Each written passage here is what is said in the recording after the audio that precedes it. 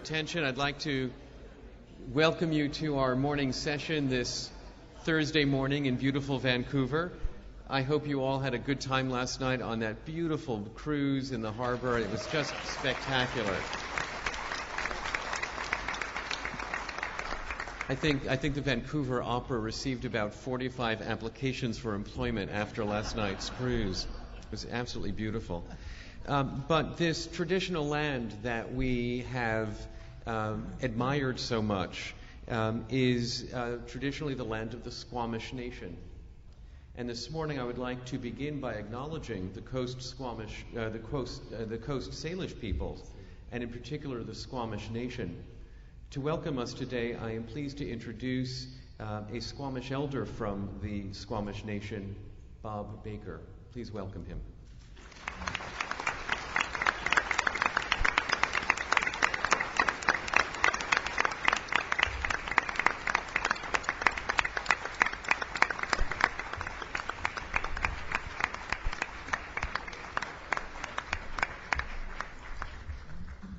Took a shortcut. OCM, Chukmahat, Tan Kushaman sa Apalak Somoksna, Chen Quinn Mantomi, Kayachton, Kushaman Smanath, CM Smanath. Good morning. First of all, acknowledging our Chiach to welcome you here properly into our longhouse, letting you know that when you do enter our longhouse that you're automatically family. The rules of our longhouse insist that everyone gets along and in a good way and remembers accurately as they can everything that took place. So we have a few rules, and one of the rules is outside on the wall there's an imaginary peg on which we invite you to hang any heaviness, any negativity, and leave it outside. But don't forget to pick it up on your way back up.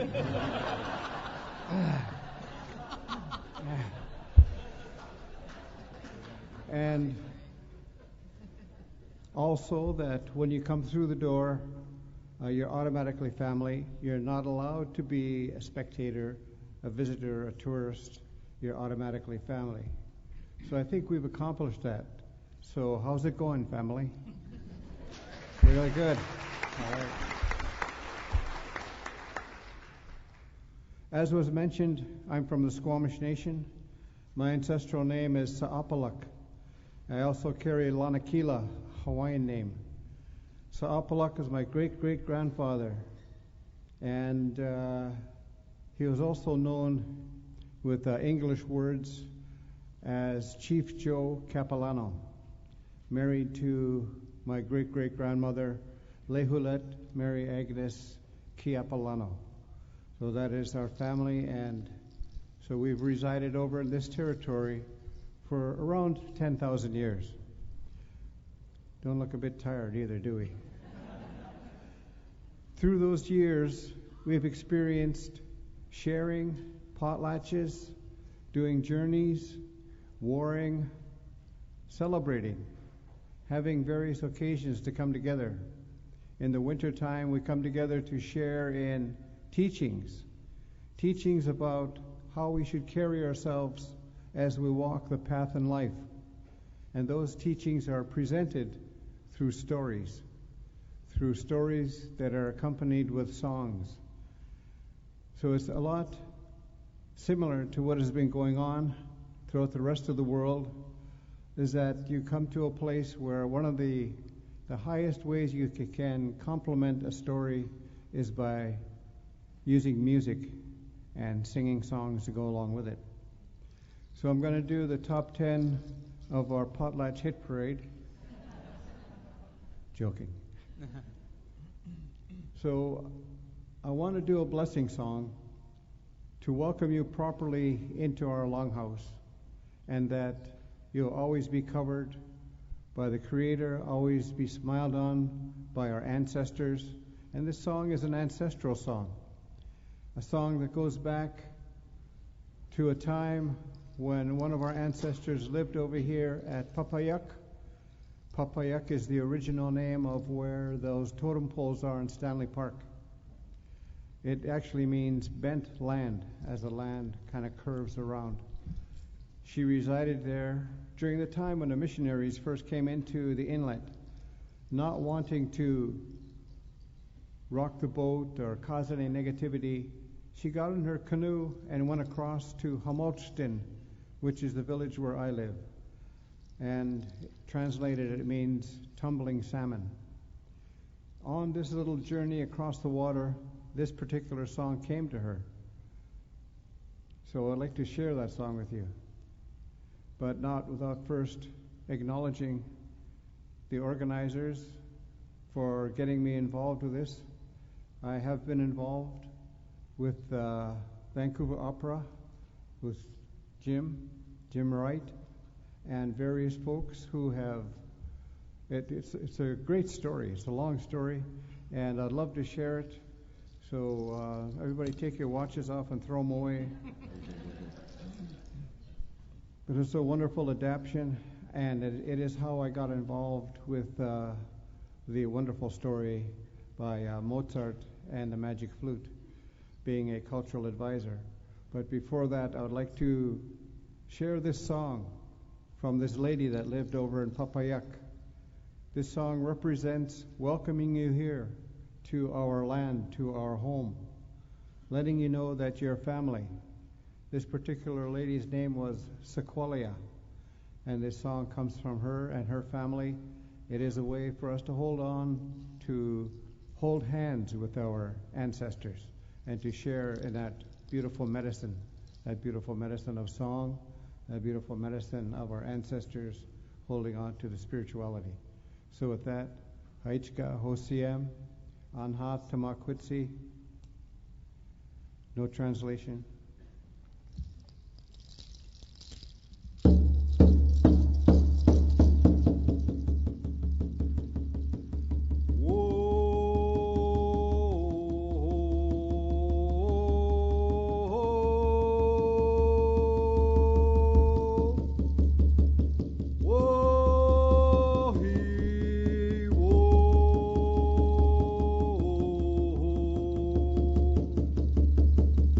Whoa.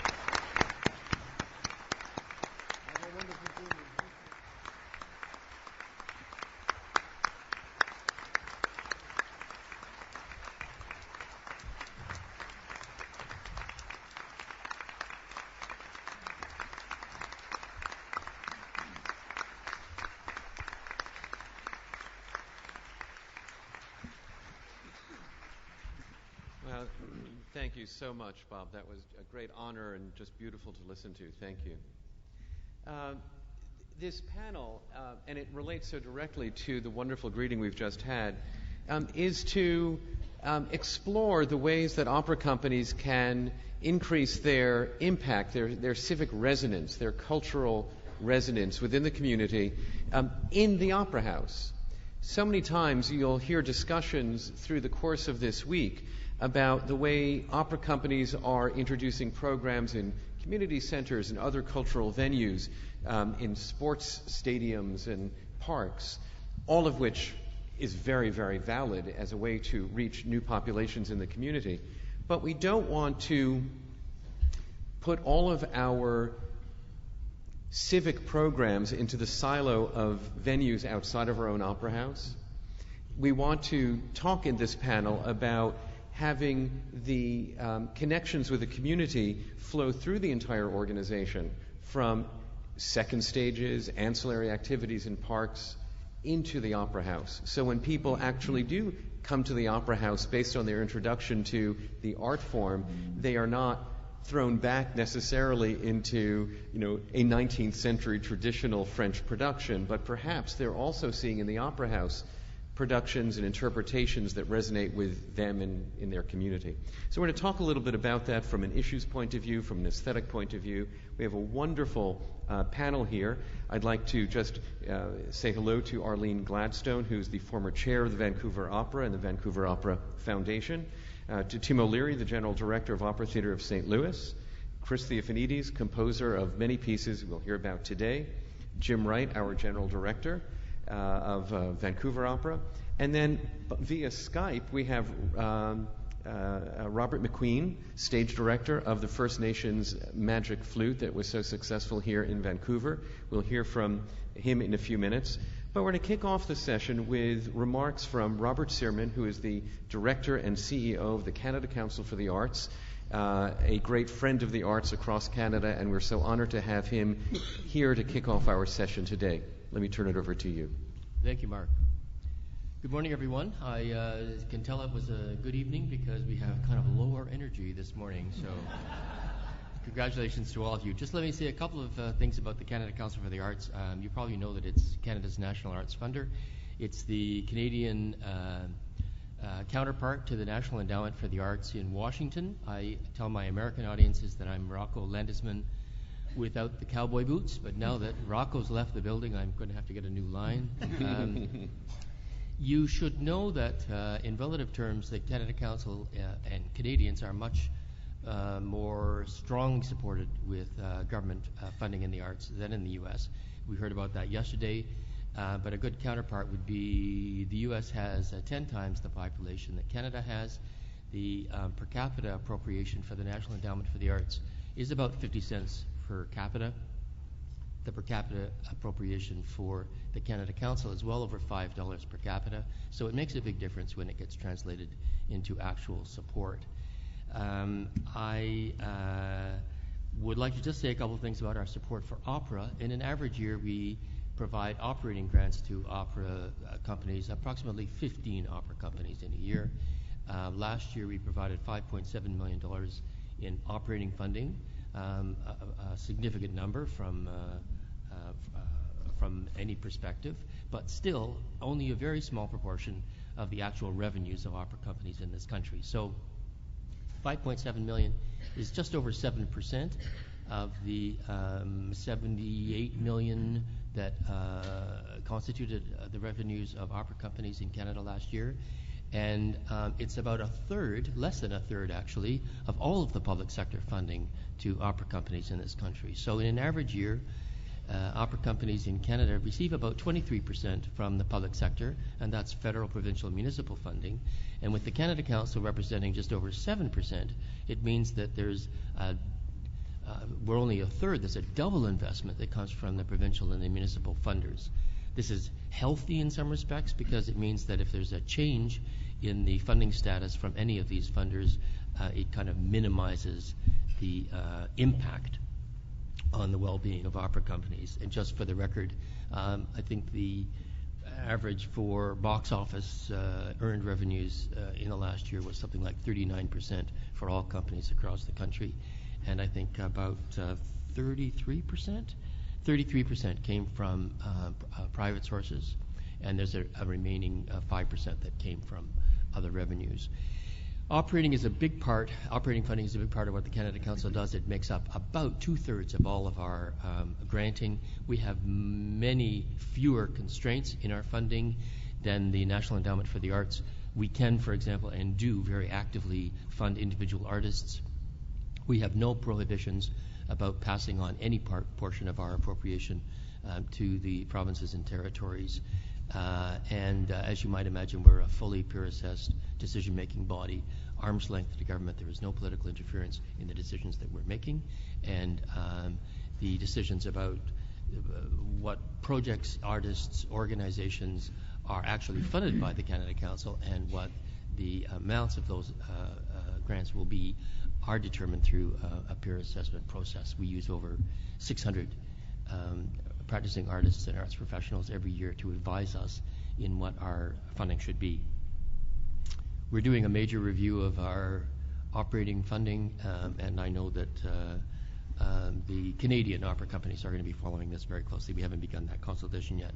I want to set a context for today's panel and move into something that is not overly specific, is a bit more generic, and I'm doing this very purposefully because I think it's important to realize that many of the things that we're talking about in this conference, many of the things that obsess you in your working lives, in your professional lives, are simply not specific to opera. They are absolutely generic to the times we live in and to the society we live in and to certain dimensions and certain dynamics in organizational life. Since coming to the Canada Council 7 years ago, I have been obsessed with protecting the integrity of all of the processes of the organization, because I think of this as being one of the ways that I can defend the public funding model in the country, and that I can defend the idea that an organization like the Canada Council brings value to the process. And so far it's worked. I mean, so far we've been able to enjoy a 20% increase in our appropriation over the last 7 years. We have been able to defend ourselves against cuts, even though there have, over the last 7 years, been several rounds of reviews of government spending, the most recent one being just over a year ago, in which virtually all parts of the federal government were asked to contribute to a 3-year program to eliminate Canada's deficit, and the Canada Council, amazingly, was one of a handful of interests in the entire country that were not asked to contribute to this. So we're very proud of this, and we think that part of it is the diligence that we're bringing to this notion of protecting the integrity of the process, the integrity of the system that we're following. A very important part of that has to do with not an obsession, but an overriding concern we have that has to do with finding the correct balance between what we call the transactional and the relational. So if you think of these two functions as being big circles, there's a big overlap between these two circles, and I'd just like to set a context for this for the moment.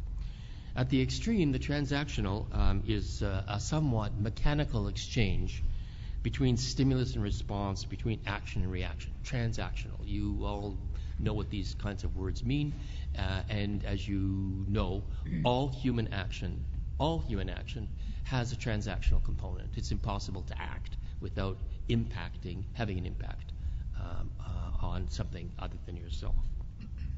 The relational, on the other hand, is very high on affect. The transactional is quite mechanical. It's almost affect-free in its extreme. But the relational is very affect-laden. It's impossible to imagine it without generating meaning. Relational elements generate meaning. We talk about feelings, we talk about values, we talk about loyalties, beliefs, and sentiments on the relational side. Put these two things together and we have a zone in the middle, which is a very exciting area for us to be working. I'll give you some examples of how this plays out. Simple examples, things that you think of in everyday life. I'm really drawn to a well-cited quotation by J.P. Morgan. I'll do business with anyone, but I'll only sail with a gentleman. The quote, of course, associates business with transaction and sailing with meaningful relation-based behavior. It has to do with the difference between quantitative and qualitative. It has to do with the left side of the brain and the right side of the brain.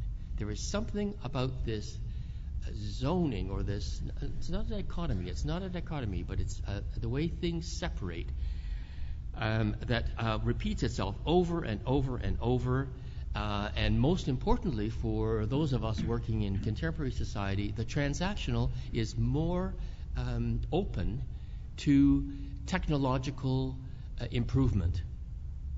It's the transactional side of our lives that tend to lend themselves to greater efficiencies and therefore greater productivity gains. We know that this is very much the case with computerization, etc. Why is this important to the Canada Council? We find ourselves part of a global movement for institutions to defend their public value by enhancing their relationship capacity.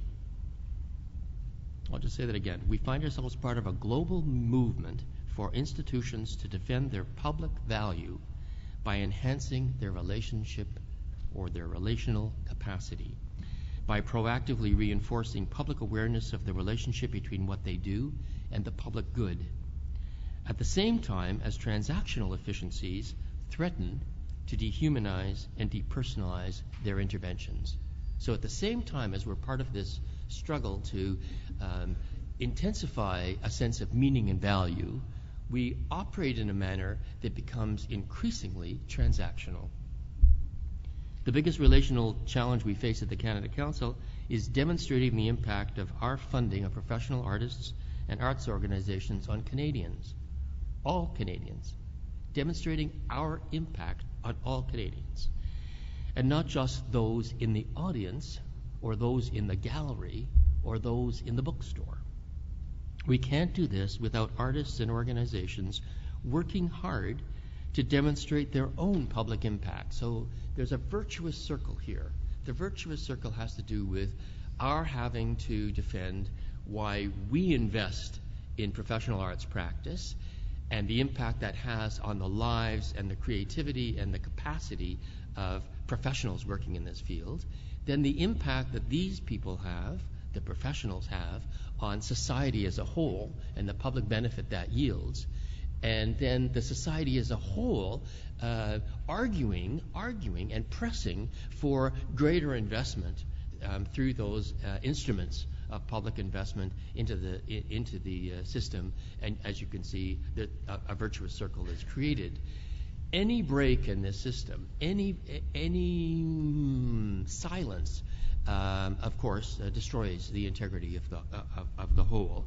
And I can tell you that one of the experiences that we've had in Canada, at the Canada Council, in the last year that's worth noting is that we did launch about a year ago a very, we thought, important conversation on public engagement in the arts through the distribution of a well thought through, from our perspective, paper on public engagement. And what we were doing was inviting, especially the arts sector, to engage more openly and more publicly in how their work contributed to the many ways in which the public engages in arts and in arts practice and how it benefits them, etc. And amazingly, it has had almost no impact whatsoever.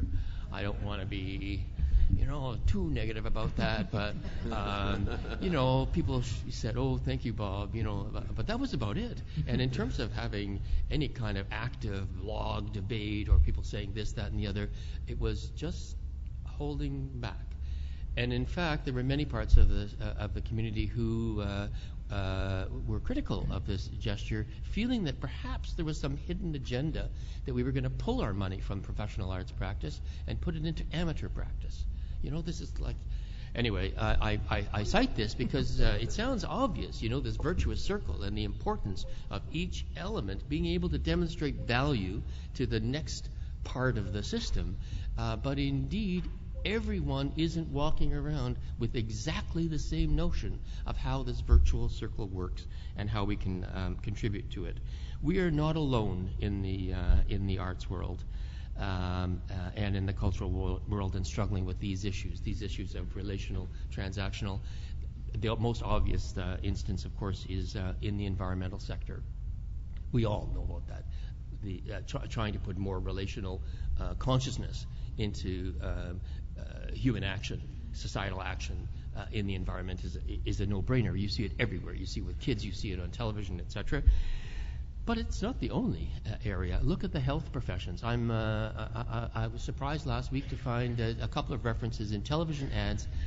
One of them to the line, "Hospitals can no longer be islands." Another one had a website, docsforpatients.ca.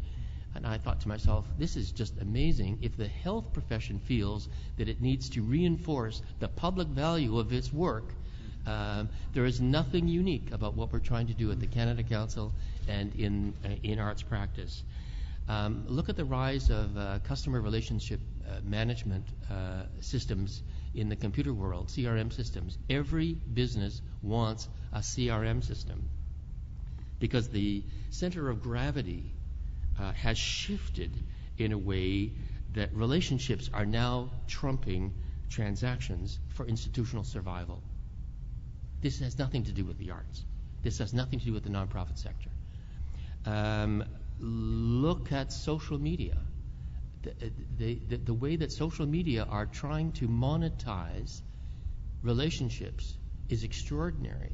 And we have to be really careful about how we fall into the trap of feeling that relationship-based technological transactions are not without some risk to us in overly transactionalizing what we are trying to achieve, which is more to the relationship side. The monetizing of relationships is an awkward circumstance. These two functions and the way that they interact is really where all the action is at the moment. Architects tell me that the most exciting spaces to design are the spaces where things come together, where transitions take place. Entranceways, hallways, atria, staircases. And this is absolutely the case in our world, in the practice that we're talking about today. This is where the arts come in. The arts mediate between the sensory and the cerebral, between the self and the other, between the past and the present, what is and what could be. The arts are a zone of mediation, connection, transition, relationship. The last couple of weeks I've been quoting a theater artist who I heard in Edmonton, Jacob Zimmer, who has the line, and I think it's a beautiful line, "Pleasure and thinking require each other." We are in that zone in the arts. The zone in which pleasure and thinking meet. And arts institutions find themselves facing the same challenges as all other traditional institutions in defending their value. Ben Cameron of the Doris Duke Foundation argues that we're living through the cultural equivalent of the Protestant Reformation. People are taking back control of their expressive lives from the professionals, aided by new technologies, and you and I are cast in this drama as the Catholic Church. Think about that. It's actually a very interesting metaphor for what we are struggling with. The Catholic Church survived, but as you know, it survived in large part because of the astounding balance sheet that it had.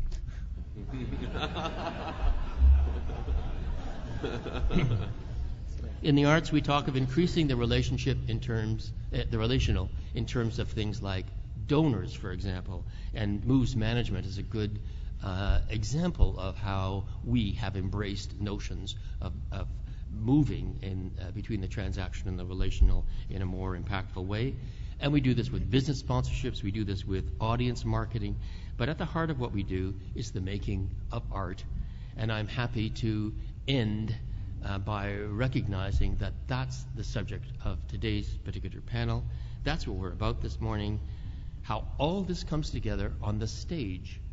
What I'm talking about seems, way up here, but it is not way up here when you get to actual artistic practice. Fundamentally, it has to be reduced to what goes on the stage and how arts better reflect this need to address the tension between what I'm talking about as transactional and relational, the balance sheet and the benefit to community, ticket sales, and changing people's lives. Over to the panel. Wow, Bob, that was fantastic.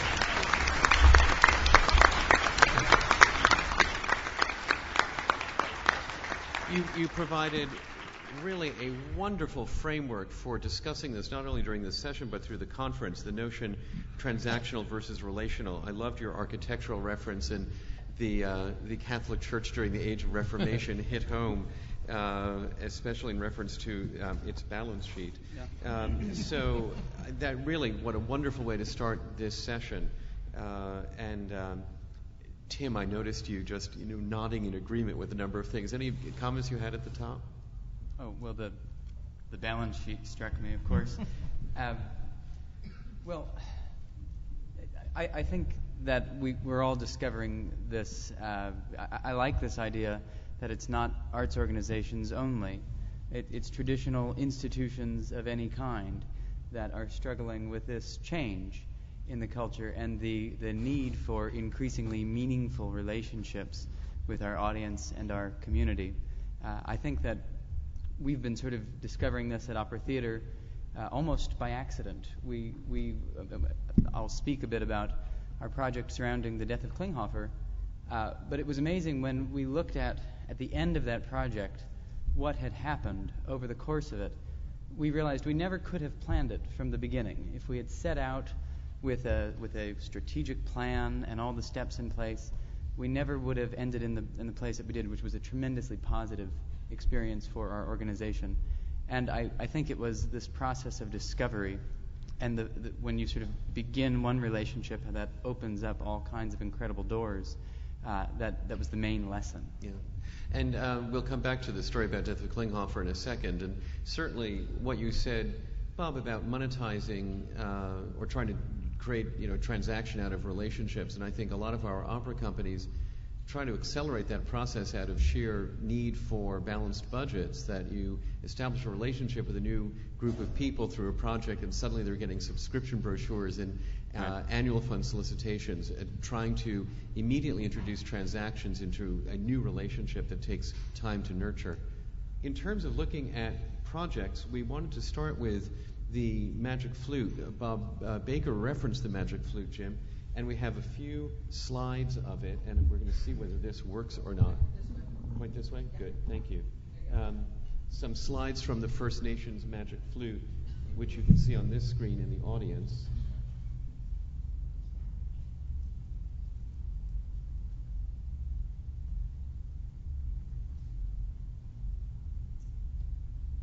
There we go. Just some nice images from that. I wanted to ask you, in doing a First Nations Magic Flute, we clearly understand, for those of us who are new to the area, understand very recently the importance of First Nations peoples to the psychology of Vancouver, to its history. How did you think up this project? What was the impetus? One of the many good things, along with a few of the bad things about big moves and moving from region to region. I have 3 big moves, from the Midwest to Anchorage, from Anchorage to North Carolina, and from North Carolina to Vancouver. One of the really good things about that is you need to learn about a new place. And the exciting things that you do to learn about a new place, whether it's through its literature or its nonfiction or its visual art or its food. And when I moved here, I was so taken, even compared to Anchorage, with the the First Nations connection, or our connection to the First Peoples of the region, and how important it was, how difficult it was, how it pervaded so many conversations in the arts and otherwise, that somehow after the first couple of 3 years here, I moved here in '99, this production was debuted in '07, we started working on it in 2004, it just came to me in a vision of some sort that this would be a great way to take a look at Mozart's flute. You all know that flute readily accepts interpretations because of the piece that it is itself, the work that it is. And it just dawned on me that using First Nations art and later sensibilities would really add a local, regional import to this work that I just thought was irresistible. Now, the developmental process was complicated, and I'd love to hear from you a little bit about that, and then from Robert via Skype about what it was like to include another set of artistic advisors, cultural advisors, another set of sensibilities into conceiving and mounting this production. I will. It's great to go from me to Robert. Where is Robert? He's on that screen. I mean, no, where is he? Where are you? Oh, where am I? I was supposed to be in Phnom Penh, but I'm actually only in Stratford, Ontario. It's not as glamorous. There I was giving nice this day. great, It would have been Cambodian so exciting connection. if you had been in Phnom Penh. Anyway. So before we turn it over to Robert to talk in a bit more detail, I think the most important thing, and it ended up being the most important thing we did at the very beginning, was to acknowledge that we didn't know anything. We had an idea of what we wanted to do, but knew we had no idea how to get there on our own. To paraphrase Caspar Weinberger, I guess, we knew what we didn't know. And that realization from me, from staff, from directors, from others, was critical. And as soon as we admitted out loud that we didn't know what to do, people were eager to help us figure out what to do. And the second most important thing that happened was being directed to the First Peoples Culture, Language, and Heritage Council, which is now the First Peoples Cultural Council, a quasi-BC government organization whose job is to work amongst bands and nations in language preservation, culture preservation, and they became our partner. First, they were our advisor, but they really became our partner as we moved through this 3-year process. And they helped us identify, or identified for us in many cases, educators, young artists, cultural leaders, people who got excited about this project. And that's the advisory council that we put around us. And finally, before turning it over to Robert, very early on in that process of working with First Peoples, we got a phrase from them that guided me certainly through the whole process was, we're not here to put a feather on Mozart. We didn't want the curtain to go up and have something that looked like a tourist brochure of British Columbia. And frankly, there was a little resistance to that in some board members and some funders who, when we first talked about this idea, they had this idea of that we would be showcasing the extraordinary star talent of First Nations and particularly Haida artists. But we didn't want to do that. We used young artists. We did not put a feather on Mozart. And I thought that was very, very important. Robert, let's turn to you. Well, for you as the stage director, what was this process like? One of the great fortunes was that I had several years for preparation for this production. My initial conversation with James was in 2004, as he mentioned, and then the production premiered in 2007. And all along the way, Jim has referenced First Nations and the organization, First People, and Kathy Charles Wary, who works with First Peoples, was an incredible advisor for me. Again, starting with everything I didn't know, and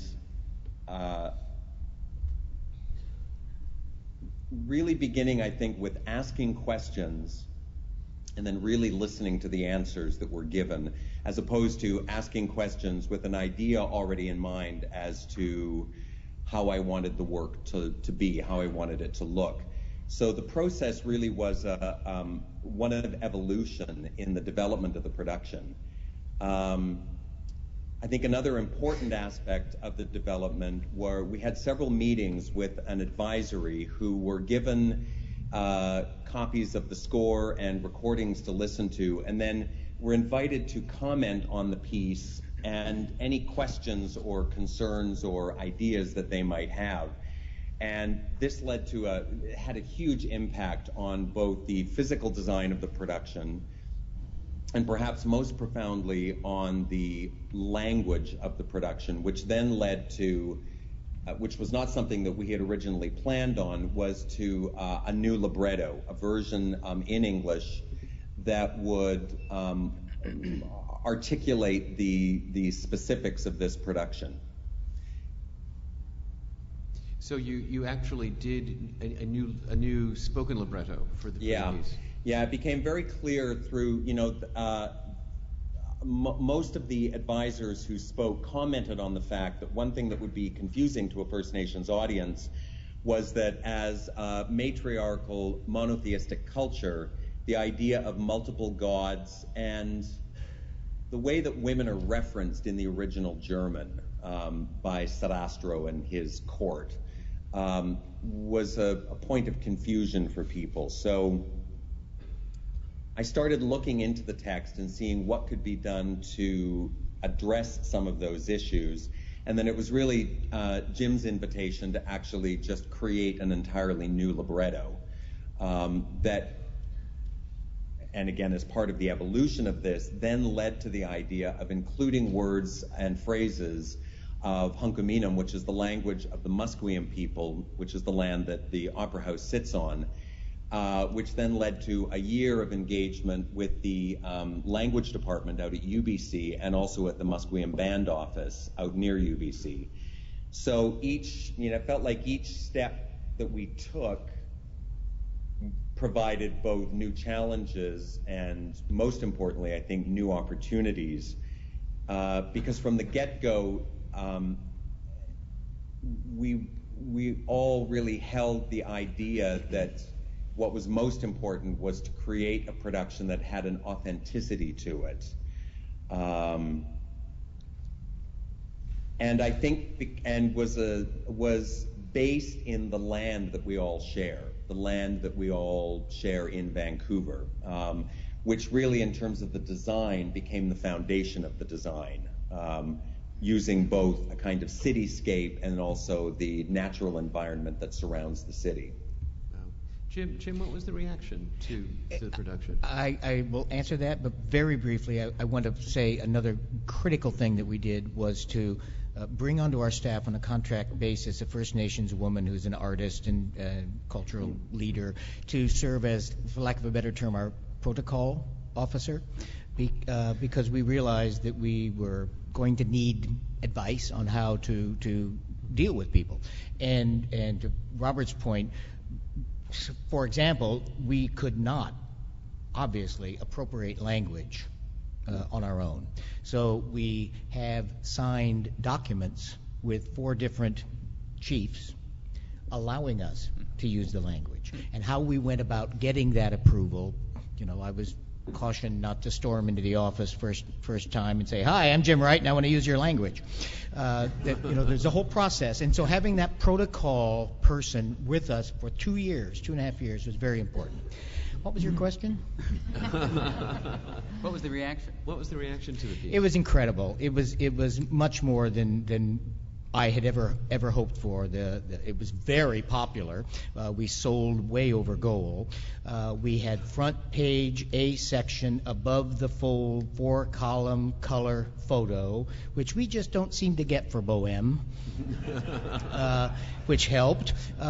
It was very well received. Of course, there are always those who were critical of it, that the mixing just didn't make sense to them, and how can you trample on Mozart, and which I don't think we did. First of all, how can you not do it? How can you not do it in German? But overall, very, very strong response. And I'm going to take a story from Arlene that I don't think you were going to probably mention. But months after this, Arlene told me about a meeting you attended that was about something totally different. The National Arts Center was here doing some surveying and talking to some people. And one of our most prominent citizens, this was 3 or 4 months later, I think, who would never be identified as an opera guy particularly. He and his wife came, but never associated as an opera leader. Stood up unprovoked, right, Arlene, and said it was something that made him so proud to be a British Columbian. That this work made him so proud to be from here. Arlene? Well, what Jim is saying is I'll second that. From the board point of view, the board was totally behind this. It was in our province. Well, you noticed when you arrived for out-of-towners, you noticed our airport. There's a dedication by the YVR Foundation to only have First Nations art and also to support First Nations artists. That began in 1993. So when our American transplant, Jim Wright, showed up, who's now a Canadian, and had the sensitivity to notice that it isn't just glossy. We actually have been treating our First Nations people very badly. And that was something that had to be identified as well. And the board needed to get behind that and find the money for this additional 3-year process. Mm-hmm. And we did it wholeheartedly. And that was because we knew that it was the respectful thing, and it was an opportunity to provide credit and respect to a group of people in our province. So although the final product, so to speak, was the performances at the Queen Elizabeth Theatre, it was something beyond that went throughout Canada. May I just read one quick paragraph? Please. We had, you heard our Lieutenant Governor, our current Lieutenant Governor yesterday, but we had another Lieutenant Governor in 2007 when this was premiered. And she wrote a letter to Jim, which I happen to keep because I think it's an absolute treasure. It says, "Dear James Wright, I remain under the Mozartian Musqueam spell of your remarkable production of the Magic Flute as I write these thanks to you." And I'll just skip to her last paragraph. "You have made a significant contribution to honoring the millennial history of British Columbia-based First Nations culture with this production, marking a departure from our history of which most of us are less than proud. On behalf of all our fellow citizens, you deserve our sincere thanks. Yours very truly, the Honorable Iona Campagnolo, Lieutenant Governor of British Columbia, January 2007. Wow. Bravo. Absolutely remarkable. Bravo. Really.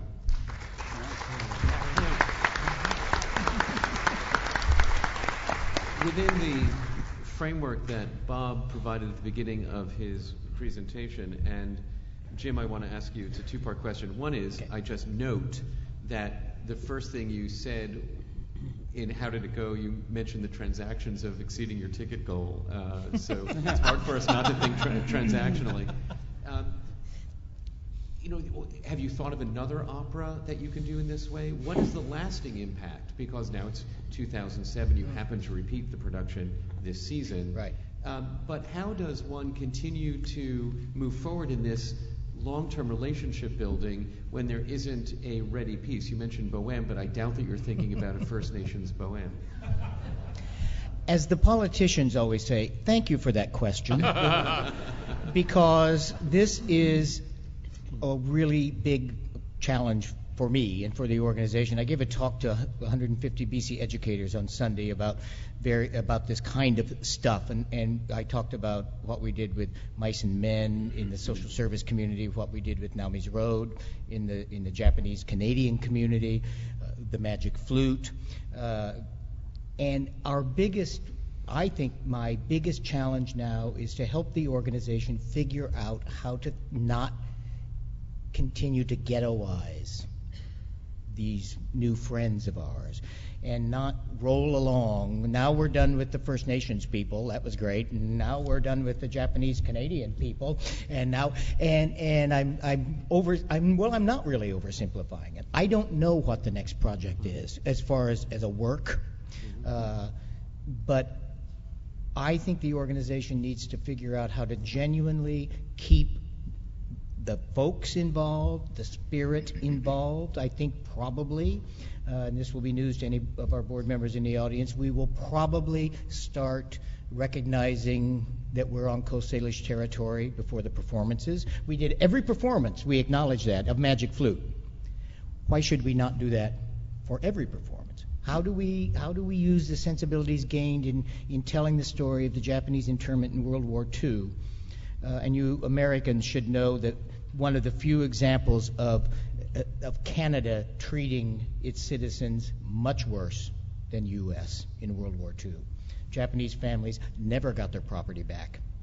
They lost millions of dollars, never got their property back, and many of them never came back to the coast.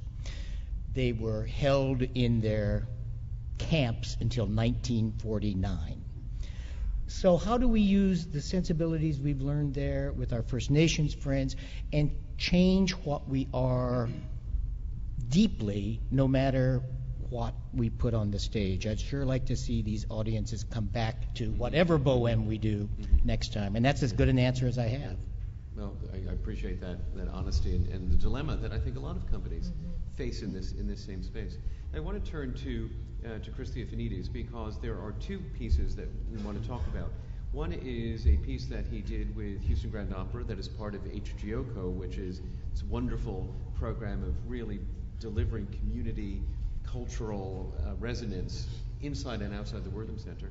And then looking at Heart of a Soldier, the commission that you did for the San Francisco Opera on the main stage. So we have a few slides here as well. These are a couple of images from the Refuge.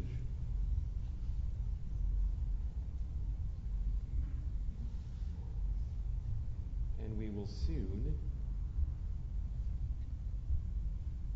get to Heart of a Soldier.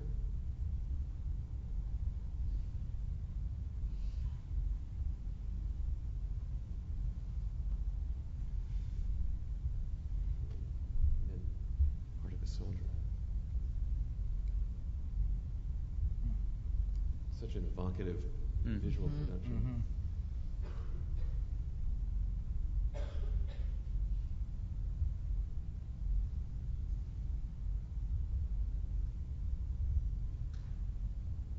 Great. So you've worked on the main stage, off the main stage, in trying to create connections. As a creative artist, as a composer, what is that like? What's it like to do it outside of the main stage or on the main stage? How do you think about it creatively? Well, first of all, I just want to say how amazing it is to hear everybody in the last 2 days really echo these themes of the dilemma of kind of artistic integrity and still trying, and relationship, and still trying to be inclusive but not to diminish the value, artistic value of what you're doing. And I think the other theme that I hear throughout all of this is the theme of listening to the things around you carefully, and then bringing some kind of artistic and real focus to it. The Refuge was Anthony Freud's brainchild and was just an incredible thing. Also, like Mr. Wright, I think when he came to Houston from the UK, spending a lot of time listening was something that I think people actually, myself being a Houstonian, tended not to do. Houston has a unique set of problems, which is that it goes on in every direction forever, and the communities literally don't see each other most of the time. Unlike New York, where I lived for 8 years, and you see every community all the time, and it's a very different kind of a feeling. And the other thing is the changing statistic of the way we think about things like First Nation and communities. The last census that happened, the last U.S. Census, for the first time, the birth rate for the combined minorities in the U.S. exceeded the birth rate for white Caucasian children. This is a pretty monumental shift, and it's, I think, increasing trend. And so rather than think of a minority-majority kind of relationship, I think there's now everybody's in the same pool increasingly. And that's also kind of one of the themes I'm taking away from the last 2 days, is that it's kind of what you're trying to do is bring people together in some way to listen to these kind of global, mythic, operatic themes that unite us all. And I thought it was very fitting to have Mr. Baker kind of in the most kind of primal way remind us of that today. And The Refuge was a project that was kind of an amazing thing, and I also appreciated hearing Mr. Wright talk about the cultural sensitivity of including people to kind of help with cultural protocol. So what happened with The Refuge? It was the story of 6 refugee communities in Houston, the largest refugee communities, West and Central African, Mexican, Vietnamese, Pakistani, and Indian, which we combined in one movement, Jews from the former Soviet Union, and Central American refugees that ended up in Houston. And we, over the course of a couple years, Leah Lax, who was the librettist and an expert interviewer, went around and multiple times interviewed families, individuals, and just listened to their stories and recorded them, literally on audio archive, but also transcript, and went back to them with follow-up questions and developed a kind of relationship with them. From those interviews, we culled a kind of libretto in 6 different vignettes or stories that were told in various ways. Some were more abstract, some were literally narrative stories, some were in 2 or 3 parts. A lot of them included parts which were part of the original country that the refugee was from, and then part of the adaptation part of the experience. So these were really stories from people in Houston, though my job in a way was to keep the focus on the more global, humanistic combining elements that brought us all together. The way the piece was presented was pretty neat. So there's an opening prologue that takes a lot of the audio snippets and kind of weaves them with music in kind of a thinking space, meditation space to prepare us for the piece. And you hear the actual voices and sometimes the original languages of the people who were interviewed. Then we start immediately into the West Central African immigrant story. And each of these kind of have their own things, but all of the text is original text from the actual interviews that happened, including some of the different, broken English and things like that. And this was all photo documented, and you saw some of the imagery that was projected live. So each of these 6 episodes, so to speak, was staged in a kind of with a concrete kind of amphitheater that you see in public squares around towns where people kind of congregate, sit and eat and that kind of thing. Every one of the 6 storylines was represented by people sitting in plain clothes on that, listening to the other people's stories. So the West African children, who were actually some of our original interviewees and participated in the performance, were sitting, listening very attentively and kind of engaged in the Pakistani story, for example. So we actually also were showing people that, be inclusive. Listen to these stories. They're you. You are these stories. All of us are. And of course, what ends up happening is at the end, and the way this was done was so intelligent on Anthony's part, and Sue Elliott, the other person I know is here someplace out there, put this together.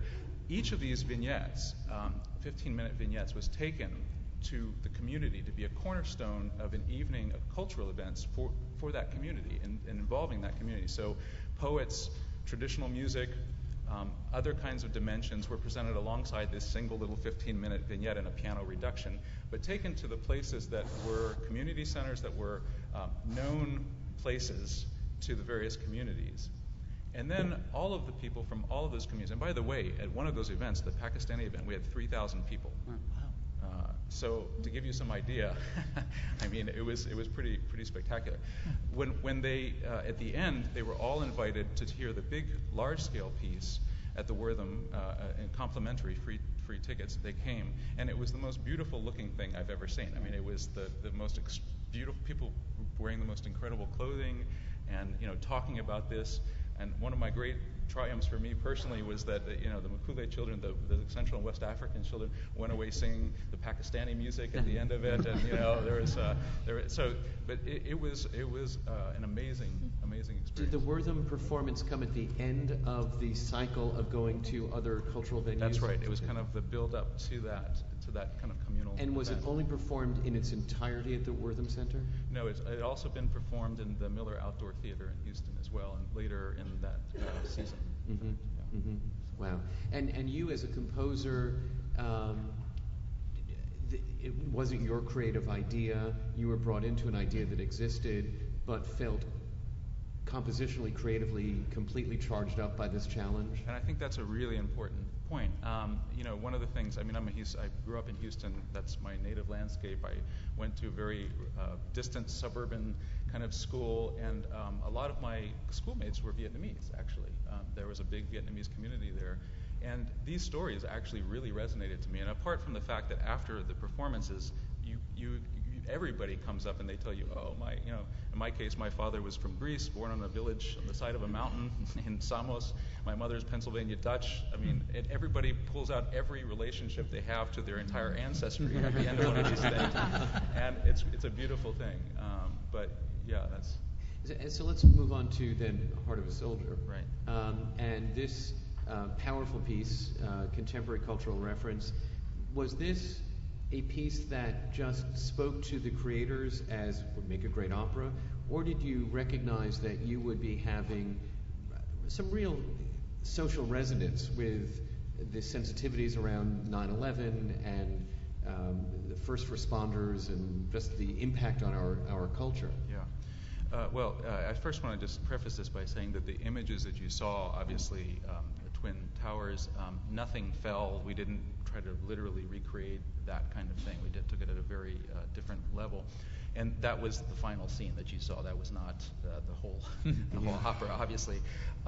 The story is a true story, again, and there are different sets of issues that come up with this. Kip Cranach could probably speak quite extensively about the whole issue of legal ramifications of life rights and kind of adapting somebody's living story. But it's basic. The story, it has an impossible setting, which is the first act is Vietnam and the second act is 9/11. Except for the fact that it's all true, I would never wanted to take this project.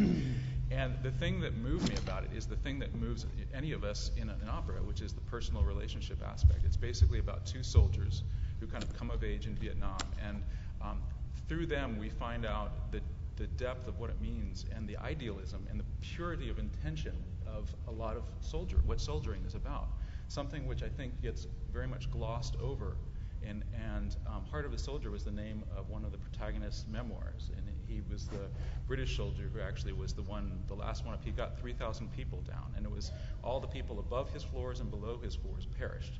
But those 3,000 people were literally brought down because of his going against the Port Authority and all of that. But all of the things about the opera really are not about those contexts. These are two very normal people. I've met the one who survived the American. I met. He's you'd like to go out and have a beer with the guy. He's a really decent sort. And so part of it was keeping the focus as much as we could on what the interpersonal themes were in that. And I think it's also the case in anything that involves community and things like that, is that the stories are universal. And that has to be the focus. That has to be where the spotlight is shined.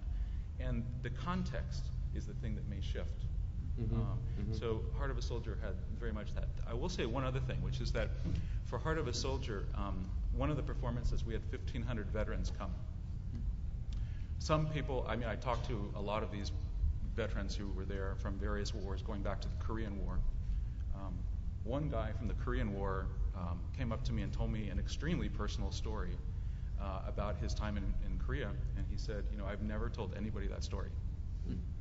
And I had so many experiences. A couple of other people from the military retired their commission that night as a kind of final thing, and they were so appreciative and happy to see something which they thought was the reason why they were in soldiering amplified on the stage and given a voice, which is the other part of both of these projects, I think, is that's our story. Glad that it's getting some breathing room. It's just amazing to think of that kind of resonance within the opera house, where so much of it is about Carmen or Violetta, but here it's just about people telling you their stories and so relating to the material on the main stage. Just an incredibly different evening in the Opera House. And in fact, maybe in the most direct way, which is the way we all relate to it, of course, even going back to Va Pensiero, people want to feel some connection to what's happening on the stage, and they put and get their thinking in there somehow, and it's one of the reasons why it resonates. But in the case of these two projects, I think there was a real direct connection. As Bob said in the beginning, pleasure and thinking require each other, and we don't often enough perhaps call on our audiences to be thinking while they're having the pleasure of the opera they know, and here you've combined the two so brilliantly in one piece. I will say one other thing about the sensitivity issue. So in Heart of a Soldier, the American, and this is true, converts to Islam, and the relationship of Islam in the story to both 9/11 and to one of the main protagonists, who we are obviously very connected to, is something that is an important kind of breaking down function in the story, to break down whatever it is those relationships may have been publicly, to give them a voice, that was something that we had a lot of back and forth, and a lot of people, imams were involved in terms of helping us understand what we could and could not say on stage respectfully and so forth. Fascinating.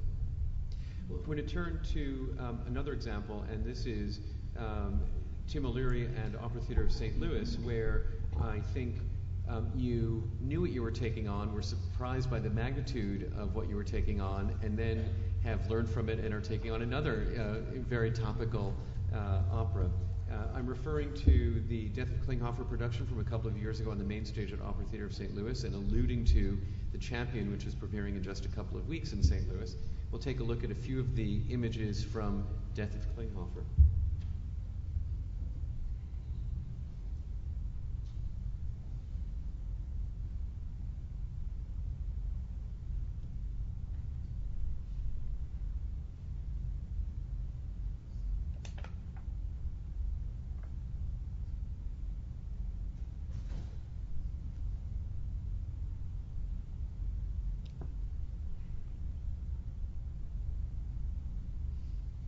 I think the first opera I saw at the Loretto Hilton was Cenerentola, and those images are a far cry from Cenerentola. So you took on Death of Klinghoffer. You suspected you would have some community impact, and you did.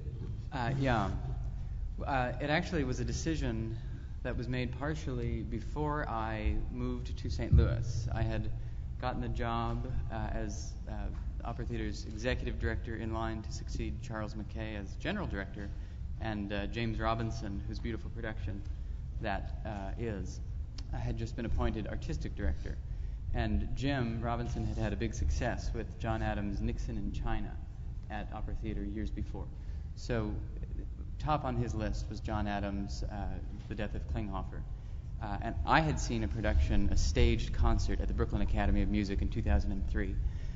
And it was one of the most powerful experiences I'd ever had in a theater. It was 2,000 post-September 11th New Yorkers in a theater watching this opera about terrorism. And if you don't know, the opera tells the true story of the 1985 hijacking of the Achille Lauro cruise liner and the murder of an American wheelchair-bound Jew named Leon Klinghoffer by Palestinian terrorists. And the opera ends with Marilyn Klinghoffer, his wife, learning of this murder, and there's this incredibly powerful scene in which she describes how she has memorized her husband's face but will never see it again. And in a theater full of post-September 11th New Yorkers, the feeling of identification between the stage and the audience was overwhelmingly powerful, and that experience stuck with me. So when Jim proposed, we should do The Death of Klinghoffer in St. Louis, I said, yeah, absolutely, we should do that. And then I moved to St. Louis and started researching the history of the opera.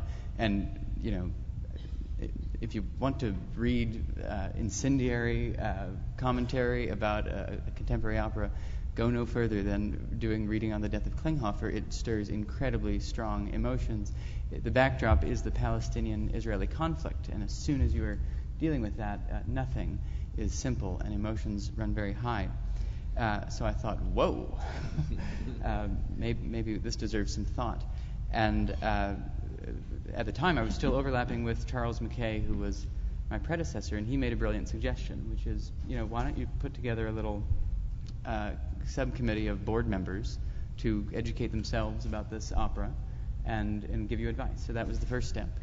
And of course, this is the kind of thing, it's like Jim was saying, people are so eager to have the opportunity to be involved. And when you're willing to step forward and say, I need your advice, you get an incredible response. So board members watched the film over and over and read the libretto, et cetera, and said, yes, we think this is a great work and we should do it. We outlined kind of an idealistic plan about how we would foster a series of community civic dialogue sessions around the sort of needed issue of common humanity across religious difference. And we thought, that sounds like a great idea. It was 3 years away, no problem. And then, fast forward, and now the production is coming.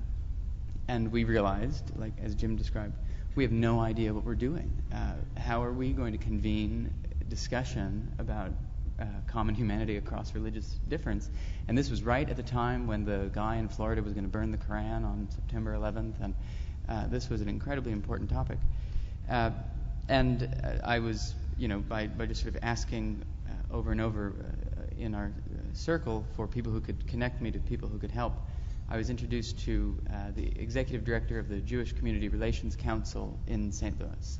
And I had a lunch with her and described this whole idealistic plan, and she decided to get involved, and really at great personal risk to sort of take on this topic. And she had deep connections in what I learned to be an incredibly active and strong interfaith community in St. Louis. And she actually invited me to an event where the Jewish community in St. Louis was honoring with this Community Service Award the former executive director of the Islamic Foundation of Greater St. Louis. So there I was for my job in opera at this unbelievable event in my community that I never would have found myself at otherwise. And the honoree, the Islamic Foundation leader, spoke about how, we can't solve global problems from St. Louis, but we can do something in our community, which is to get to know one another. And if we can do that, we sort of must do that. And I thought, this is exciting, that I'm actually now, through my job in opera, going to be a part of this thing that's incredibly meaningful. So we put together a steering committee of religious leaders from the Jewish, Muslim, and Christian communities, and began planning our symposia and panel discussions. There's a dialogue group in St. Louis of teenagers, high school students. It's called JAM, which stands for Jews and Muslims. And I mean, it's just the most incredible thing. So that group took a tour of the St. Louis Art Museum and looked at works of art inspired by conflict and war, and then they saw the opera, and then alumni from that group actually moderated one of our panel discussions. We were able to involve Washington University, which is the big university in town, in one of our symposia. The cross-cultural, cross-generational conversations that occurred as a result. People are hungry for the opportunity to get to know one another as human beings. But art can and does provide this sort of safe space in which you can hang up your baggage to some degree on your way in, and people really embrace the occasion. And then luckily, Jim's production was so incredibly beautiful and moving. Tell us what happened the fall right after the death of Klinghoffer, and how you were invited to put together a special program. Sure. So the performance was incredibly moving. All of those groups who had been involved felt great pride in having taken part in this. I can't resist reading a quotation myself, which is, we also got A1 front page, above the fold coverage, which I think Margaret Genovese told me once the opera companies only ever get when they're going out of business. And the article read, in other cities, outrage at the death of Klinghoffer has caused picketing, controversy, and sometimes canceled performances. In St. Louis, where the opera is receiving its first staged North American production in 20 years, it has caused an outbreak of interfaith understanding and civility. So, yeah.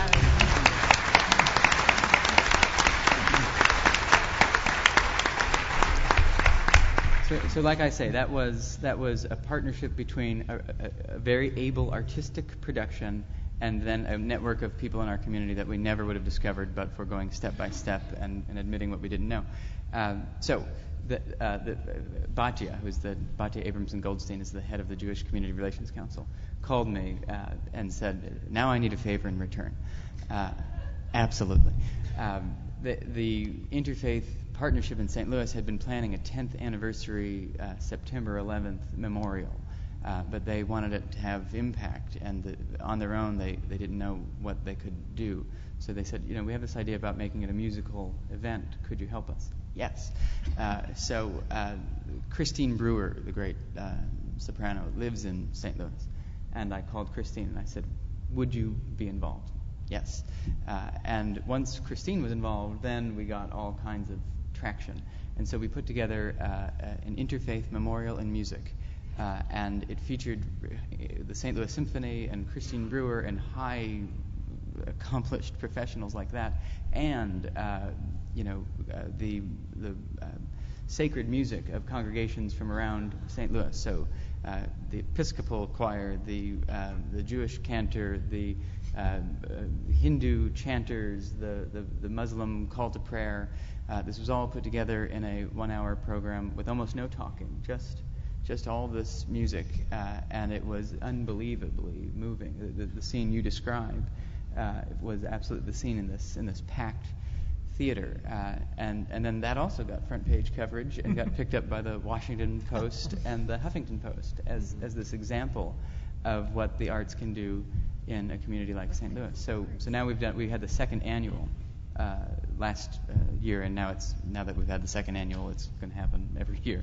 And I do want to turn to Arlene, but would you tell us for a second, Tim, about the upcoming opera, The Champion, and just what you're tackling with that piece? Sure. So we have commissioned what we're calling an opera in jazz. It's by a composer named Terence Blanchard, who is best known as the writer of the film scores for almost all of Spike Lee's movies, and an artist of incredible range and power. His father was an operatic baritone. So, telephone. The story of Champion, which was chosen by Terence, is that of Emil Griffith, who was. Does someone want to get that? Is it? Oh, it's Robert.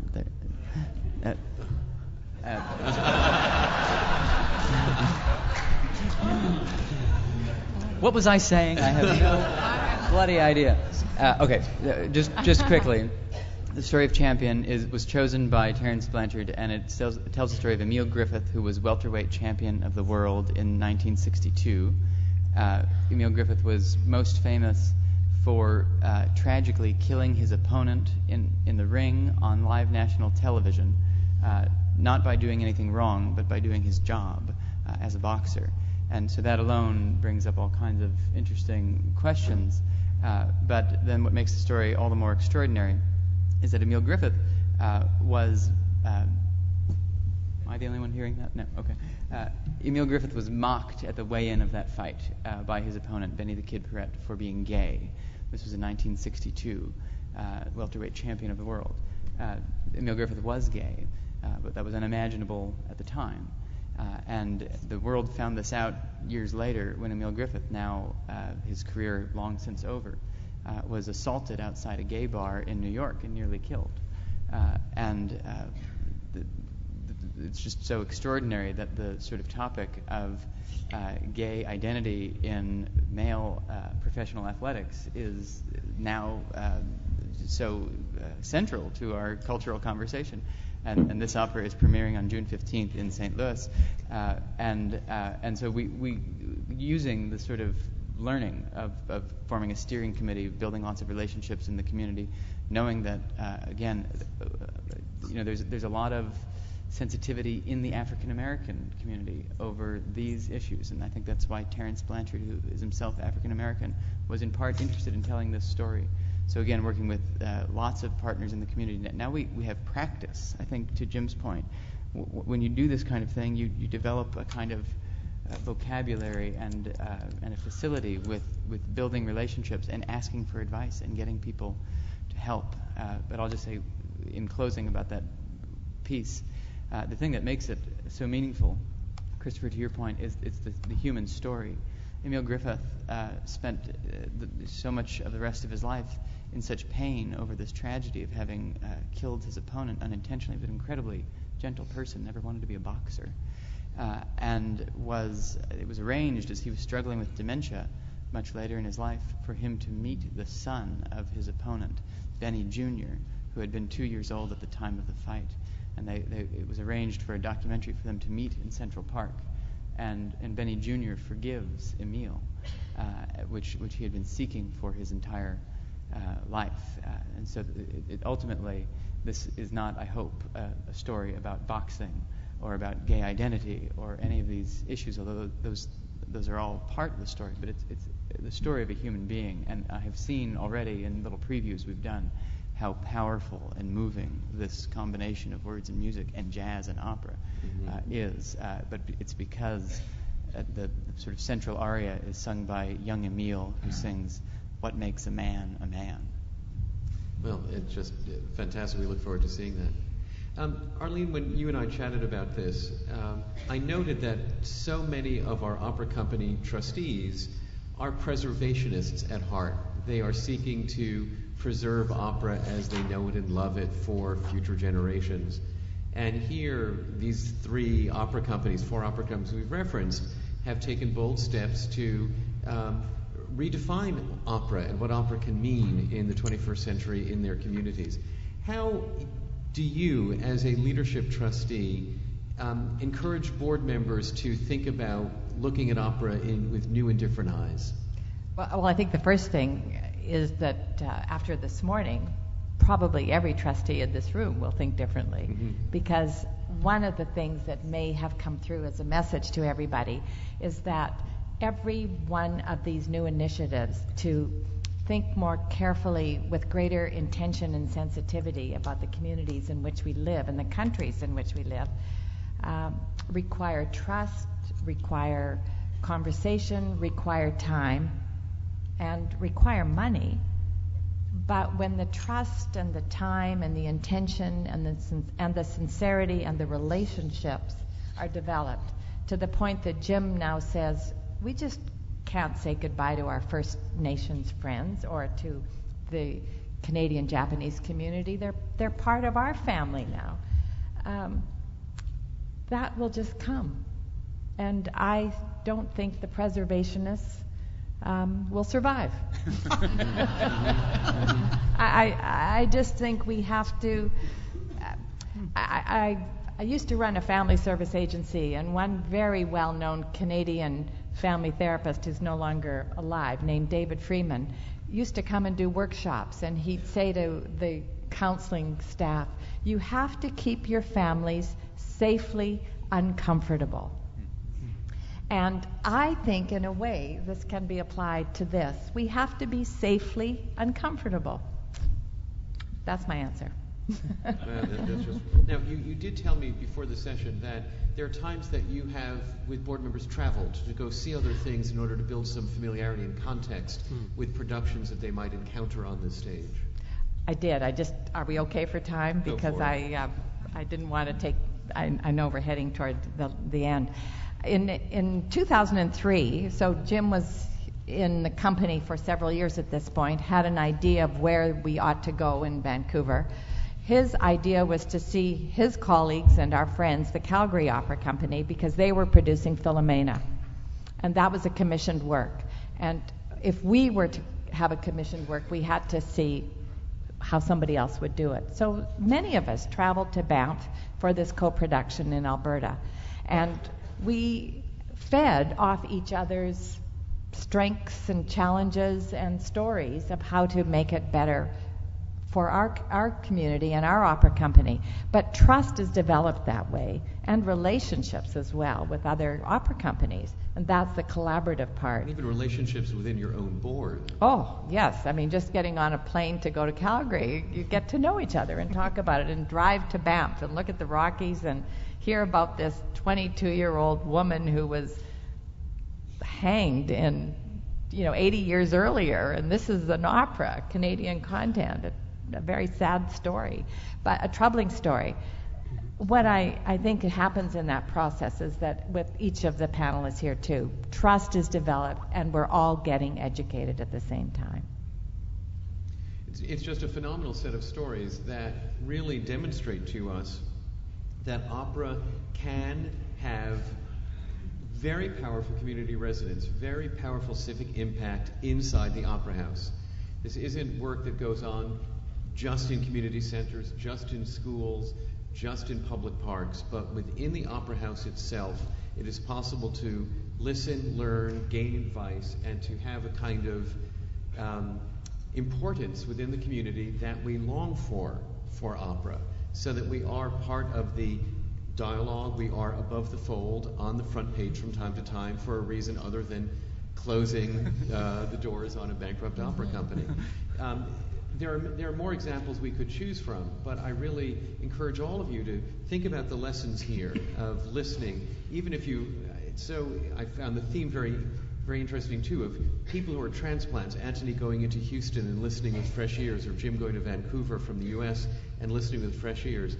Perhaps you have been, you're working in the community where you're born and brought up. How do you listen freshly to what the voices in that community are, so that you are not just on automatic pilot as a cultural citizen, but you are being very thoughtful and reflective about the way your community, familiar to you, can be reflected on the stage of the Opera House. So great lessons, inspiring, deeply moving stories, and I'm so grateful for all of you here in Vancouver and across Canada. Thank you so much for being with us via Skype, Robert. And I have a couple of logistical announcements before you applaud these panelists. If you are going to the O'Brien Center for sessions that are taking place there today, the bus you go down into the lobby and to the Melville Street exit. It's down by the Staples, the bus over to the O'Brien Center.